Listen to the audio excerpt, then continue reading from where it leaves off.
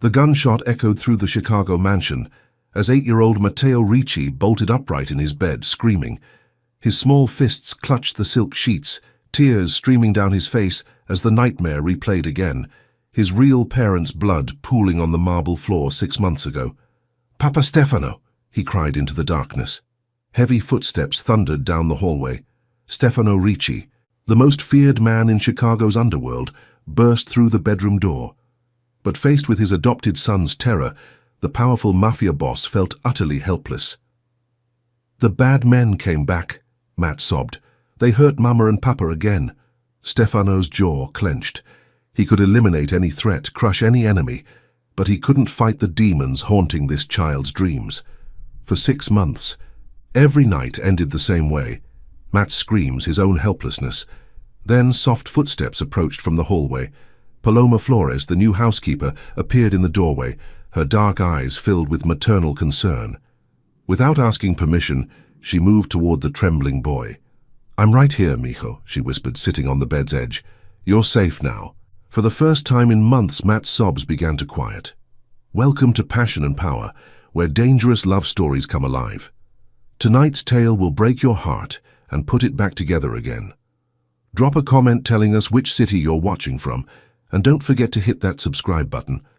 Your support means everything to our growing family here.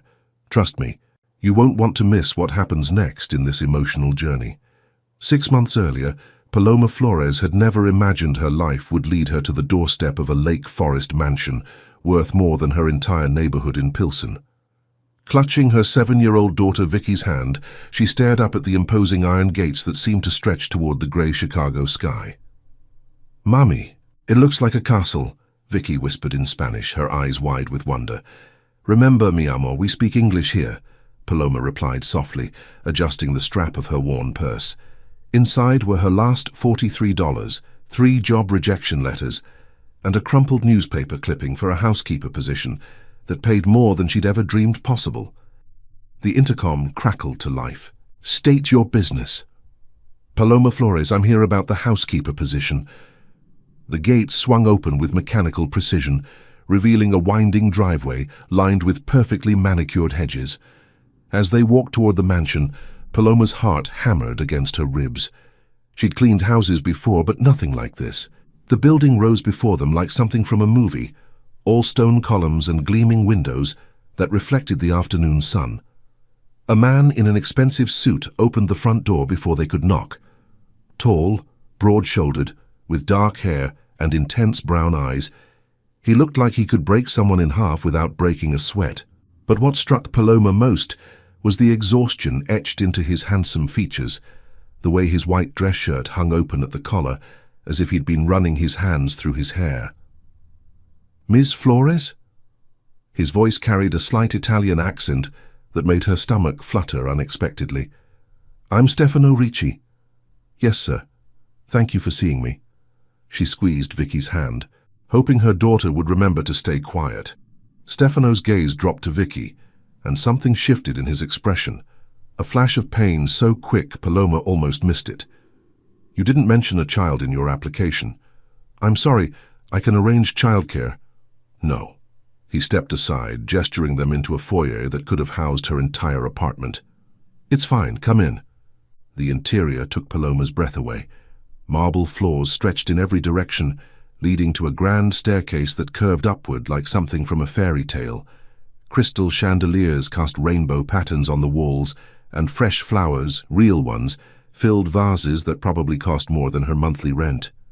"Wow," Vicky breathed, forgetting her instructions to stay quiet. Stefano's lips twitched in what might have been the beginning of a smile. "You like it?" Vicky nodded enthusiastically. "It's like Beauty and the Beast." This time, Stefano did smile, and the transformation was startling. The hard lines around his eyes softened, making him look younger, less intimidating. "Well, I hope I'm not too much like the Beast." "The Beast was nice inside," Vicky said solemnly. "He just looked scary." Paloma felt heat rise in her cheeks. "Vicky, por favor." "It's all right." Stefano crouched down to Vicky's level, his expensive suit straining across his broad shoulders. "What's your name, little one?" "Victoria, But everyone calls me Vicky. I'm 7 3/4. 7 3/4 is a very important age, Stefano said seriously. That's almost 8. That's what I keep telling Mummy. As they talked, Paloma studied the man who might become her employer. Despite his obvious wealth and the aura of danger that seemed to follow him like cologne, he was gentle with Vicky. Patient. Nothing like the cold businessman she'd expected. Miss Flores. Stefano stood, his attention returning to her. Let me show you around. The tour was overwhelming. 12 bedrooms, 8 bathrooms, a library that could house a small college, a kitchen that belonged in a restaurant. Everything was immaculate, expensive, and somehow cold, despite its beauty. The position includes room and board, Stefano explained as they walked. There's a guest house out back where you and your daughter would stay. It has 2 bedrooms, a full kitchen, everything you'd need. Paloma tried not to let her relief show. Room and board meant Vicky could stay in the same school district, meant they wouldn't have to move again. What exactly would my duties include? General housekeeping, some cooking, managing the household staff. He paused at the bottom of the grand staircase. And there's one more thing. The way he said it made Paloma's stomach tighten. Yes? I have a son, Matteo. He's 8. Stefano's jaw clenched. He's had some difficulties adjusting since coming to live with me. He might need extra attention. Is he your biological son? Adopted. The word came out clipped, final. His parents died 6 months ago. I'm all he has now. The pain in Stefano's voice was unmistakable, and Paloma felt her heart soften. Whatever this man did for a living, whatever secrets he carried, he clearly loved his son. I'm good with children, she said quietly. Vicky can be shy, but she's wonderful with other kids. Maybe they could be friends. Maybe. Stefano's expression was unreadable.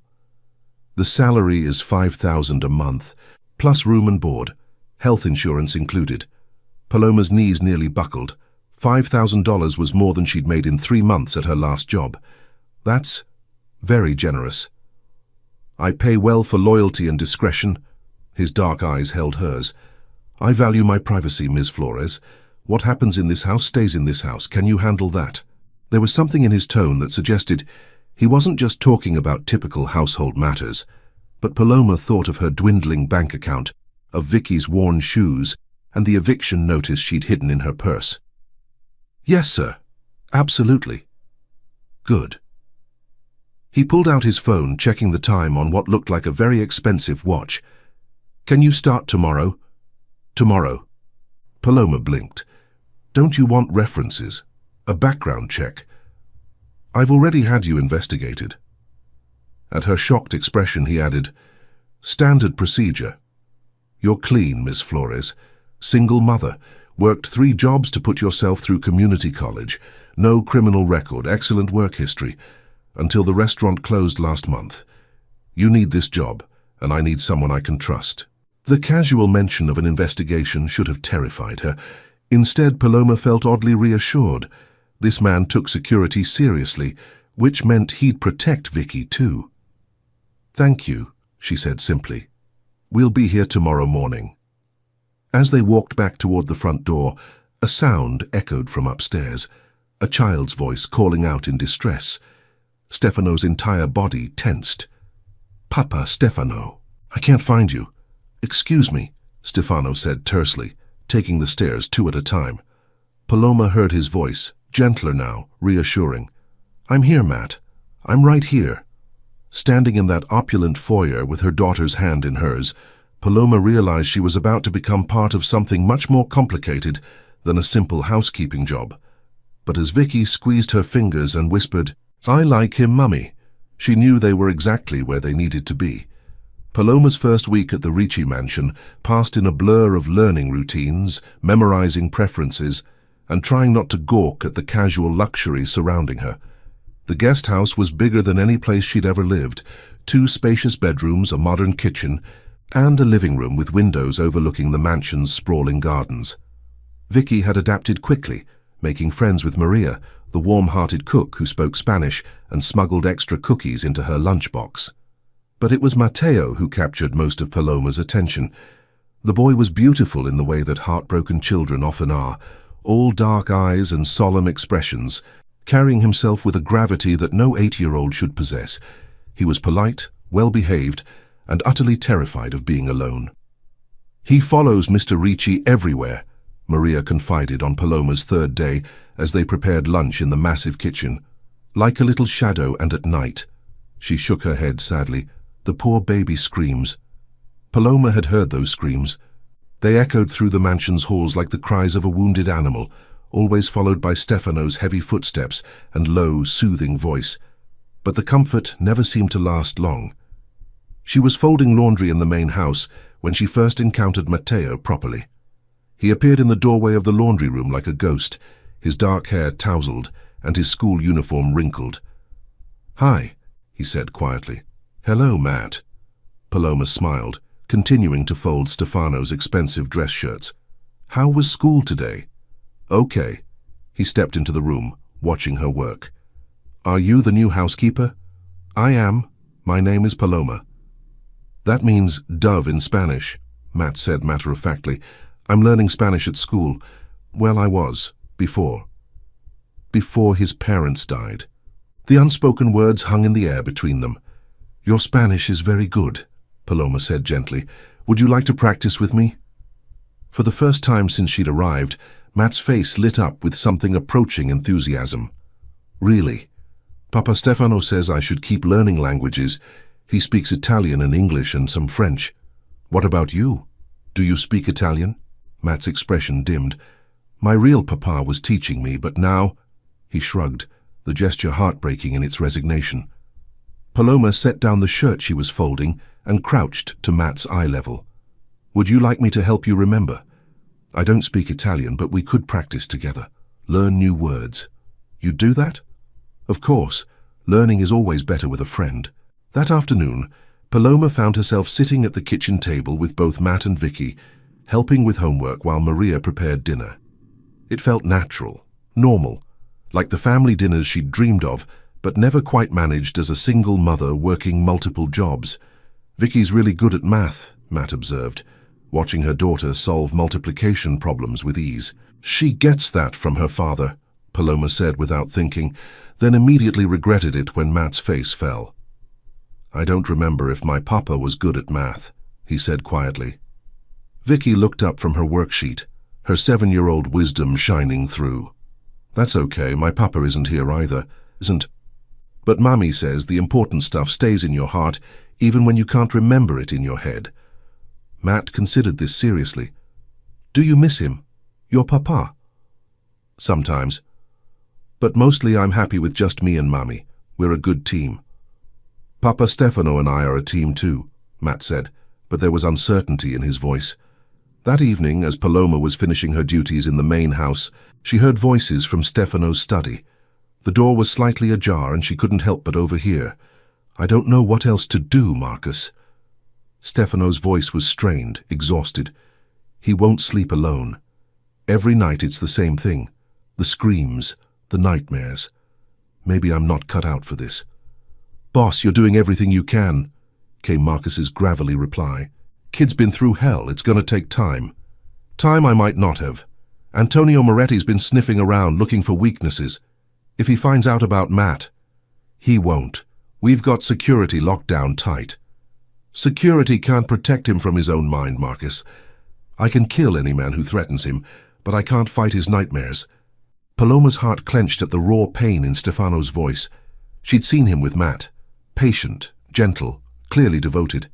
But she'd also noticed the dark circles under his eyes, the way his hands shook slightly when he thought no one was looking. That night, as she was putting Vicky to bed in their cozy guest house, the screaming started again. It was worse than usual, longer, more desperate. Paloma tucked Vicky in and kissed her forehead. "Stay in bed, mi amor. I'll be right back." She slipped out of the guest house and across the moonlit garden to the mansion. The front door was unlocked, probably for the security team, and she made her way quietly up the grand staircase, following the sound of distressed voices. Matt's bedroom door was open, warm light spilling into the hallway. Inside, Stefano sat on the edge of the bed, his white dress shirt wrinkled and partially unbuttoned, his dark hair disheveled. Matt was curled against him, sobbing into his chest. "They came back, Papa," Matt cried. "The men with guns. They hurt everyone again." "It was just a dream, figlio mio," Stefano murmured, his Italian accent thicker with emotion. "You're safe. I promise you're safe." But Matt continued to shake, his small body racked with sobs that seemed to come from his very soul. Stefano looked up and saw Paloma in the doorway, his dark eyes reflecting a helplessness that broke her heart. Without asking permission, Paloma stepped into the room. "Matt, sweetheart, it's Paloma." The boy looked up, his face streaked with tears. "Paloma?" "I'm right here, mijo," she said softly, sitting on the other side of the bed. "You're safe. Papa Stefano is here, and I'm here too." Something in her voice, perhaps the maternal warmth that Stefano, for all his love, couldn't provide, seemed to reach Matt. His sobs began to quiet. "Will you stay?" he whispered. Paloma glanced at Stefano, who nodded almost imperceptibly. "Of course. Would you like me to sing you a song? I used to sing to Vicky when she had bad dreams." Matt nodded, settling back against his pillows, but keeping one small hand wrapped around Stefano's fingers. Paloma began to sing softly in Spanish, a lullaby her own mother had sung to her decades ago. Her voice was gentle, melodic, filling the room with warmth. As she sang, she watched Stefano's face. The hard lines around his eyes softened, and for a moment he looked younger, less burdened. When Matt's breathing finally evened out in sleep, Stefano carefully extracted his hand and motioned for Paloma to follow him into the hallway. "Thank you," he said quietly, his voice rough with emotion. "I don't know how you did that, but thank you." "He just needed to know he wasn't alone," Paloma replied. "Sometimes a mother's voice is the only thing that can chase away the monsters." Stefano's gaze intensified, and Paloma felt something shift between them, a recognition, an understanding that went beyond employer and employee. "You should get some rest," he said finally. "It's late." As Paloma walked back to the guest house, she couldn't shake the image of Stefano sitting helplessly beside Matt's bed, this powerful man brought to his knees by a child's tears. She was beginning to understand that the Ricci household held more secrets than she'd imagined, and that she was becoming far more invested in their well-being than was probably wise. 2 weeks into her employment, Paloma had established a routine that seemed to bring some stability to the Ricci household. She woke before dawn to prepare Stefano's coffee exactly how he liked it, strong, black, with just a hint of sugar. She made sure Matt's school lunch included the apple slices he preferred and the chocolate chip cookies Maria baked specially for him. She kept the mansion spotless while somehow making it feel more like a home. But it was the nights that had become her most important responsibility. Without any formal arrangement, Paloma had begun responding to Matt's nightmares. She would slip into the mansion whenever she heard his cries, appearing in his doorway like a guardian angel. Sometimes Stefano was already there, holding his son and looking lost. Other times Matt would wake alone and terrified, calling for his papa. "I'm right here, mijo," had become her nightly refrain, and somehow those simple words carried a power that surprised them all. This particular evening started differently. Paloma was in the kitchen with Maria preparing dinner, while Vicky and Matt worked on homework at the large island. The domestic scene felt natural, comfortable, until Marcus burst through the back door, his face grim. "Boss needs to see you," he said tersely to Paloma. "Now." The urgency in his voice sent ice through her veins. "Is everything all right? Just come." Paloma followed Marcus to Stefano's study, her heart hammering. She'd never been summoned like this before, and the security chief's expression suggested serious trouble. Stefano stood behind his massive desk, his white dress shirt open at the collar as usual, but his face was harder than she'd ever seen it. The elegant tattoo on the side of his neck seemed more pronounced in the harsh light, and his platinum Rolex caught the light as he gestured to the chair across from him. "Sit," he said, his voice cold. Paloma sat, her hands folded in her lap to hide their trembling. "Have I done something wrong?" "That depends." Stefano's dark eyes bore into hers. "What do you know about my business, Miss Flores?" The formal address stung. For weeks, He'd simply called her Paloma, and she'd grown used to the warmth in his voice when he said her name. "I know you value your privacy," she said carefully. "I don't ask questions about things that aren't my concern." Smart answer. He moved around the desk, perching on its edge directly in front of her. The position was intimidating, designed to make her feel small. "But I need to know. Have you told anyone about what you've seen here? About Matt's condition? About our routines?" "No, of course not." Paloma's voice was steady despite her racing heart. "I would never betray your trust, because someone's been asking questions." Stefano's voice dropped to a dangerous whisper. "About my household, about my son, about you." The blood drained from Paloma's face. What kind of questions? The kind that could get people killed. Before Paloma could respond, the study door burst open. Matt stood in the doorway, his school clothes wrinkled, his dark eyes wide with fear. "Papa, why are you yelling at Paloma?" he demanded, his young voice shaking with emotion. "Matt, go to your room," Stefano said firmly. "No." Matt stepped into the study, his small hands clenched into fists. "Paloma is good. She helps me sleep. She sings to me. Don't be mean to her." The sight of this 8-year-old boy defending her made Paloma's heart clench. She stood slowly, moving toward Matt. "It's okay, sweetheart," she said gently. "Papa, Stefano and I are just talking. But he looks angry, like the bad men in my dreams." The words hit Stefano like a physical blow. Paloma saw him flinch, saw the pain flash across his features, before he carefully schooled his expression. "I'm not angry at Paloma," Stefano said, his voice softer now. "I'm just worried about keeping our family safe." "Paloma is family," Matt said, with the absolute certainty that only children possess. "She takes care of us." Stefano's gaze met Paloma's over Matt's head, and she saw something shift in his expression, a recognition, perhaps, of how deeply she'd become woven into their lives. "You're right," he said quietly. "She does take care of us." That night, the nightmare was worse than any before. Matt's screams echoed through the mansion, with such intensity that Paloma didn't bother with her robe. She ran across the garden in her pajamas, her bare feet slipping on the dew-wet grass. She found Stefano in Matt's room, holding his son while the boy thrashed and cried. But this time was different. This time, Matt was speaking, reliving the night his parents died in vivid, heartbreaking detail. "The man had a scar," Matt sobbed, "right here." He touched his cheek. "He said Papa owed him money. Mama tried to hide me. But they found us anyway. There was so much blood, Papa, so much blood." Stefano's face had gone white.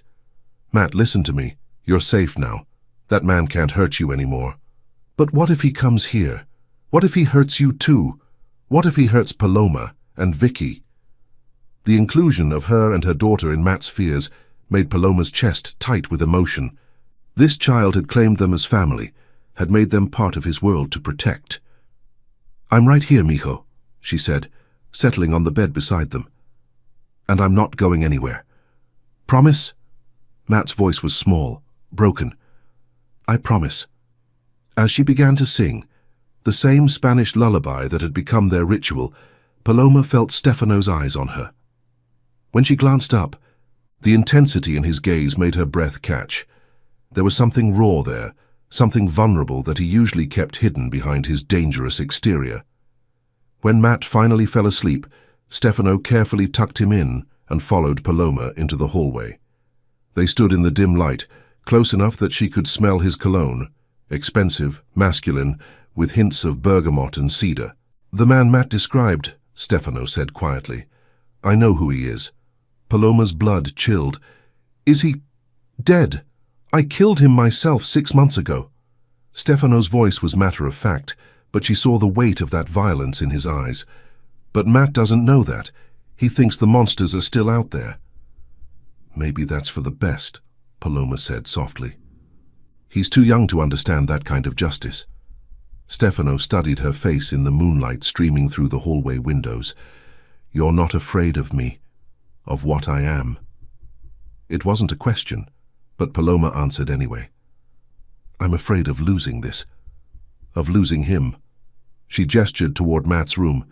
"He's become like my own son. And you've become." Stefano stepped closer, his voice dropping to a whisper. "You've become essential to us, to me." The admission hung between them, charged with possibility and danger. Paloma felt her heart racing, felt the pull of attraction she'd been fighting for weeks. But before either of them could say more, Marcus appeared at the top of the stairs. "Boss," he said urgently, "we've got movement on the perimeter. 3 cars, heading this way." Stefano's transformation was instant. The vulnerable man disappeared, replaced by the cold, calculating leader she'd glimpsed in his study earlier. "Get Paloma and the children to the safe room," he ordered. "Now." "What's happening?" Paloma asked, fear creeping into her voice.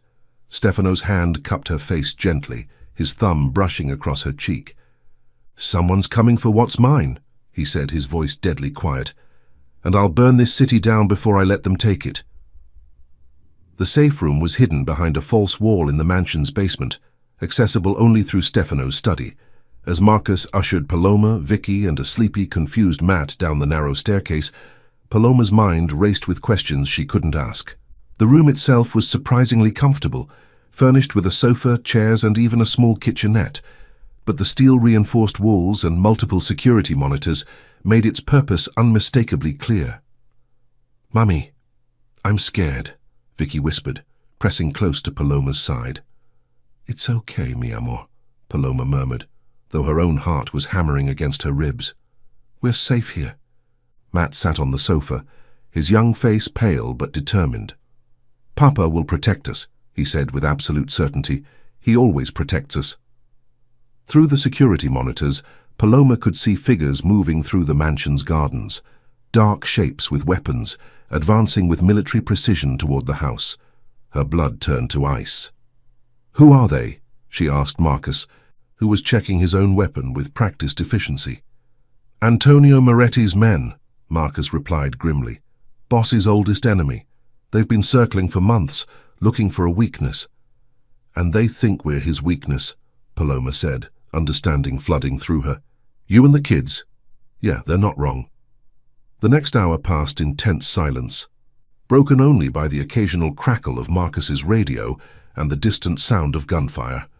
Paloma held both children close, singing softly in Spanish to keep them calm, while her own nerves frayed with each passing minute. Then, suddenly, everything went quiet. "Marcus." Stefano's voice came through the radio, rough but alive. "All clear. Bring them up." The relief that flooded through Paloma was so intense it left her dizzy. When they emerged from the safe room, Stefano was waiting in his study, his white dress shirt torn and blood-stained, his dark hair disheveled. But he was alive, whole, and the sight of him made Paloma's knees weak. "Papa!" Matt launched himself into Stefano's arms, and Paloma watched the powerful man's face crumble with emotion as he held his son. "I'm here, figlio mio," Stefano whispered. "I'm right here." Over Matt's head, his eyes found Paloma's, and the intensity there made her breath catch. There was something different in his expression, a rawness, a need that hadn't been there before. "Take the children to the guest house," he said quietly. "We need to talk." An hour later, after she'd settled both kids in bed with promises that everything was fine, Paloma returned to the mansion. She found Stefano in his study, pouring himself a glass of whiskey with hands that trembled slightly. "Drink?" he offered. "I don't usually—" "Tonight isn't usual." She accepted the glass, noting how his fingers brushed hers as he handed it over. The whiskey burned, but it steadied her nerves. "Is it over?" she asked. "For now." Stefano moved to the window, staring out at the gardens where men had tried to kill them just hours before. "Moretti's dead. His lieutenant too. But there will be others. There always are, aren't there, in your world?" He turned to face her, and she saw the weight of his choices etched into every line of his face. "Yes, there always are. Then why do you stay in it?" The question seemed to surprise him. "It's what I am, Paloma. It's all I've ever been." "That's not true." She set down her glass and moved closer to him. "I've seen you with Matt. I've seen the man you are when you think no one's watching. That's who you really are. You don't know what I've done, The things I've had to do to build this empire. You're right, I don't know. She reached up, her fingers barely grazing the elegant tattoo on his neck. But I know who you are now. I know the man who sits beside his son's bed every night, fighting demons he can't see. I know the man who hired a single mother because she needed help, who pays her more than she's worth because he has a good heart. Stefano's hand covered hers, pressing her palm flat against his chest. You see too much. Maybe you don't see enough. The space between them seemed to shrink, charged with weeks of unspoken tension. Paloma could feel the heat radiating from his body, could smell his cologne mixed with the faint scent of danger that always clung to him. I can't give you a normal life, he said, his voice rough. I can't give you safety, or certainty, or any of the things you deserve. I'm not asking for normal, she whispered. I'm asking for you. Something in Stefano's expression cracked, and suddenly his hands were in her hair, his lips crushing against hers with desperate intensity. The kiss was everything she'd imagined and more, passionate, consuming, filled with weeks of suppressed longing. When they broke apart, both breathing hard, Stefano rested his forehead against hers. This is dangerous, he murmured. Being with me puts you and Vicky at risk. We're already at risk. Tonight proved that. Paloma's hands fisted in his torn shirt. At least this way we're at risk together. Before Stefano could respond, his phone buzzed. He glanced at it, and his expression darkened. What is it? Paloma asked. A message, from someone claiming to have information about tonight's attack. He showed her the screen. They want to meet, alone. It's a trap. Probably. Stefano's jaw clenched. But if there's a chance someone else is pulling Moretti's strings, I need to know. Don't go. The words came out more desperate than Paloma intended. Please, we just found each other. Don't throw it away for some anonymous message. Stefano cupped her face in his hands, his thumbs brushing across her cheekbones. I have to. If there's a bigger threat out there. If someone else is coming for Matt, for you, I can't just ignore it. Then take Marcus, take backup. The message specifically says to come alone. If I don't follow instructions, they'll what? Kill you anyway? Paloma's voice broke. Stefano, please, think about what you're risking. For a moment she thought she'd reached him. His dark eyes softened, and she saw the man beneath the Mafia boss, the man who sang Italian lullabies to his traumatized son, who made sure she had health insurance and a safe place to live. But then his phone buzzed again, and whatever vulnerability she'd glimpsed disappeared. I have to go, he said, stepping back. Marcus will stay here with you and the children. If I'm not back by dawn. Don't. Paloma's voice was sharp. Don't you dare say goodbye to me like this is the end. Stefano's smile was sad, resigned. What if it is? Then you come back and make it a beginning instead. He kissed her once more, soft and sweet, and full of promise. Then he was gone, leaving Paloma alone in his study with the taste of whiskey and regret on her lips. As she watched his car disappear into the Chicago night, one thought echoed through her mind. She'd finally found a man worth fighting for, and she might have just lost him forever. Dawn came without Stefano. Paloma sat in the mansion's kitchen, clutching a cup of coffee that had long since gone cold, watching the sunrise paint the sky in shades of pink and gold. Marcus paced nearby, his phone pressed to his ear as he barked orders to his men. Still no word, boss, he said into the phone, then paused. Yeah, I know. We're working on it. Any leads? Paloma asked when he hung up. Marcus's expression was grim. The meeting location was a setup, warehouse district completely empty, but there were signs of a struggle. Paloma's heart clenched. Blood? Some. Not enough to be fatal, but... He shrugged helplessly. Before Paloma could respond, her phone rang. Unknown number. With trembling fingers, she answered. Paloma Flores? The voice was cold, professional, with a slight accent she couldn't place. Yes. I have something that belongs to you, or rather someone. The blood drained from Paloma's face. Who is this? Someone who understands the value of leverage. Your boss is alive for now, but his continued health depends on your cooperation. What do you want? Simple. Bring the boy to Millennium Park, Navy Pier entrance in 2 hours. Come alone. No security, no weapons, no tricks. The boy for your boss. I won't. You will. Because if you don't, Stefano Ricci dies slowly. And his son becomes an orphan again. Your choice, Ms. Flores. The line went dead. Marcus was already moving, grabbing his gun and radio. I heard enough. We're calling in the team, surrounding the area. No. Paloma's voice was steady despite the terror coursing through her veins. He said no security.